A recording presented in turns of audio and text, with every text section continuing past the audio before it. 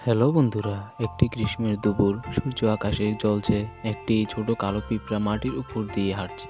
তার মুখে ক্লান্তির ছাপ। সে নদীর দিকে তাকিয়ে যাচ্ছে পানির খোঁজে। নদীর ধারে সে পান করতে গিয়ে পা পিছলে পড়ে যায় জলে। ছোট পিঁপড়াটি পানির মধ্যে ভেসে যাচ্ছে, চারপাশে ঢেউ।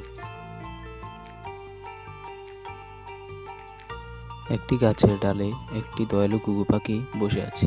সে নিচে তার পানিতে ভেসে যাওয়া পিঁপড়ার দিকে দৃষ্টি রেখে তাকিয়ে আছে। ঘুঘু পাখিটি তার ঠোঁটে একটি পাতা নিয়ে জলে ফেলে দিল পিঁপড়াটিকে বাঁচানোর জন্য। পিঁপড়াটি ভেসে থাকা পাতার উপরে উঠছে। পাতাটি নদীর পানিতে ভেসে চলেছে। পিঁপড়াটি তখন নিরাপদ। দাঁড়িয়ে তার হাতে বন্দুক, সে গাছে বসে থাকা ঘুঘু পাখিটির দিকে তাক করেছে।